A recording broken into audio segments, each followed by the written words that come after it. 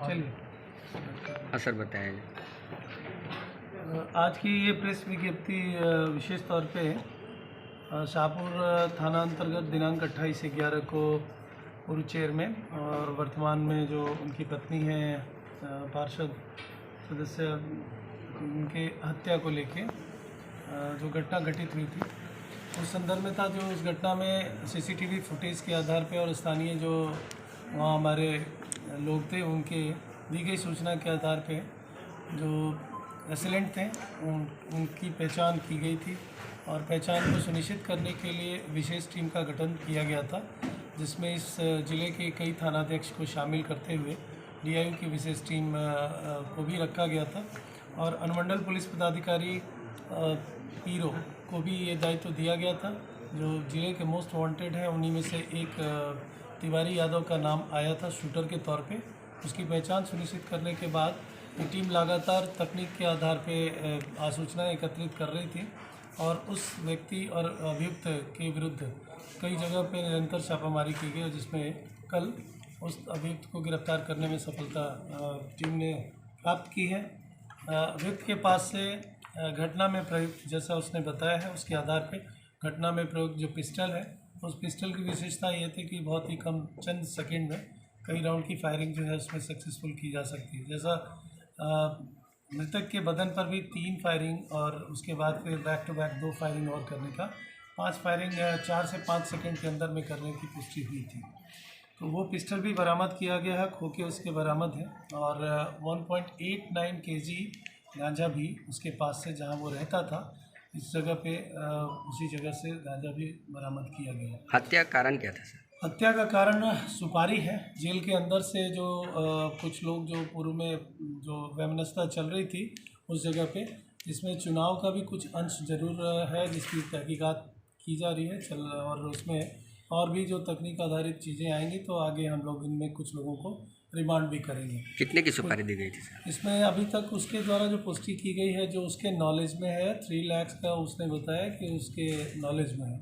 बाकी अभी जो और भी लोग इसमें गिरफ्तार होने शेष हैं तो उसके बाद कुछ और खुलासे इसमें हो सकते हैं।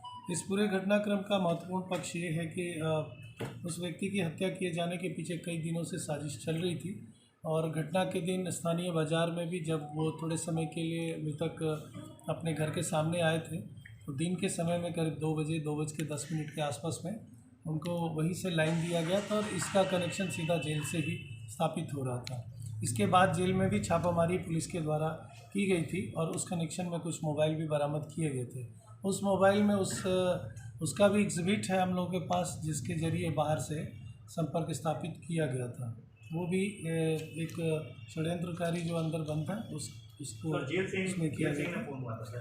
हाँ, इसमें पुष्टि हुई है ज़रूर उसकी।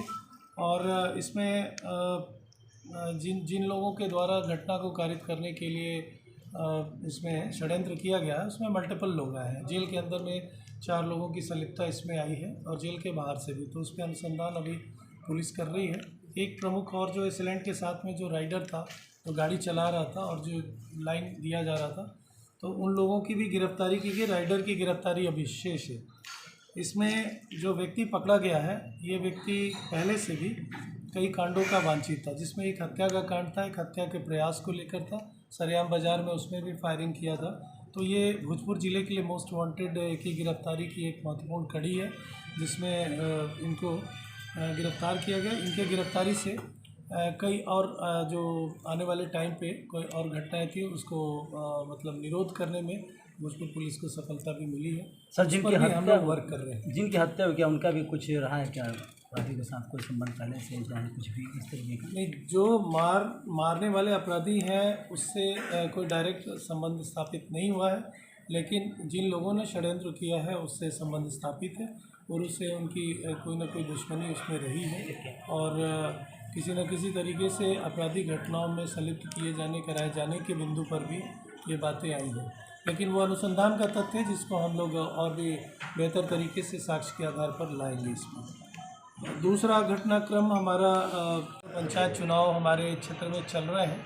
18 तारीख को पहले चरण का मतदान हुआ है। 4 नगर पंचायत और 1 नगर परिषद, 3 नगर पंचायत और 1 नगर परिषद क्षेत्र में। उस दौरान गीधा ओपी अंतर्गत विशेष सूचना पर विदेशी शराब की बरामदगी की गई थी, जिसमें उत्तर प्रदेश के चंदौली से शराब लाए जाने की पुष्टि हुई।